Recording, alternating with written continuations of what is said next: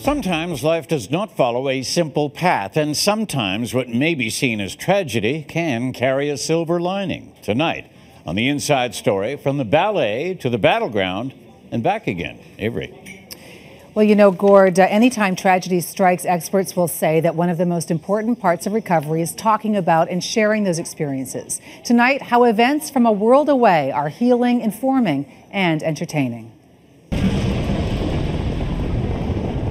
In some families, the military runs deep. Clark Little is a retired brigadier general who followed in his father's footsteps. My father was in the Army. You know, I grew up in a strict, regimented family with some pretty archaic rules.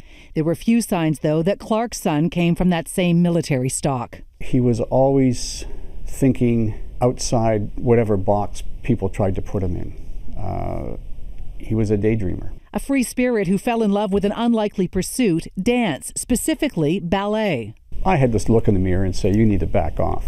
You need to let this kid go because he needs to go somewhere that you haven't been, and let him go and do that. Cassidy Little blossomed on the stage. He was hilarious, very adventurous. He liked getting, the attention. So as a boy dancer, as a child, I mean, that was so odd that it was the risk. It was, just standing out.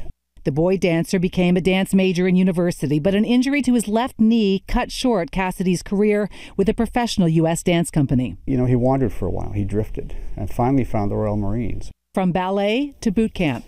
He went in as an enlisted infantry soldier in one of the most elite units in the world, and in England especially, the British Royal Marine Commandos, who are legendary. And he excelled in it. It didn't strike me as odd at all that he went and followed the military, and with how he admired my dad, it was kind of like he took a little detour. And the new path took the now British Royal Marine to the theater of war, Afghanistan. I mean, I had my own quiet moments where I prayed to God that he'd come back and he'd come back. But I didn't really, I didn't linger on it. I didn't linger. It's probably part of my training. But no training can prepare for this. It's like someone slams a door in a room that you didn't expect. Everything changes immediately. She said something's happened to Cassidy. All I know is your son's in Camp Bastion and he's alive. I don't have anything about his condition, and he'll be air evac'd immediately to England. The family races to Cassidy's bedside. I remember the first time I saw him, I walked in, and around the curtain, I couldn't control myself. It was so shocking. His pelvis was blown apart, and he was in a cantilever contraption that looked like a bridge truss around him, and he was bolted, literally, to the bed. Can you remember your name? Help! Help! I'm in here! Help me! It's Sally. Help me! Can you remember your name? Cassidy Little's body shattered by an IED. His life was saved, but his right leg below the knee was not. That was in 2011. I don't remember waking up.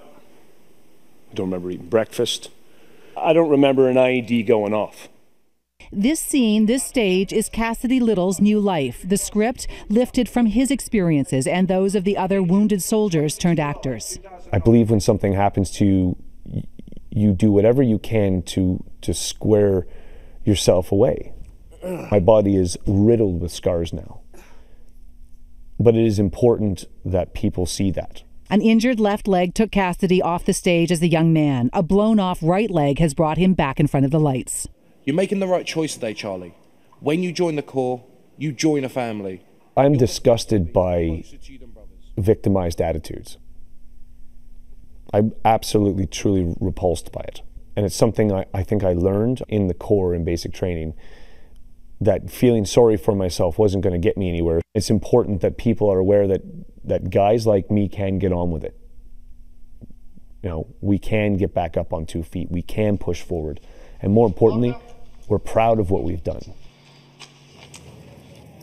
Now, this play is called The Two Worlds of Charlie F. It's at the Princess of Wales Theatre, and it's on until March 9th. But the soldiers who were wounded, who were in this play, turned actors, all met in rehab. This play is getting rave reviews in the UK and right across North America from The Guardian, The Times, and Cassidy Little has turned into a superstar of theatre. And imagine the play brings the specter of war and all of the nasty things that happen, the horrible experiences, right to you. It's an incredibly powerful, moving play. and one that you will never see anywhere, anything like it. It really is incredible. All right. If you'd like to connect with me, you can do this on Twitter. I am at City Avery.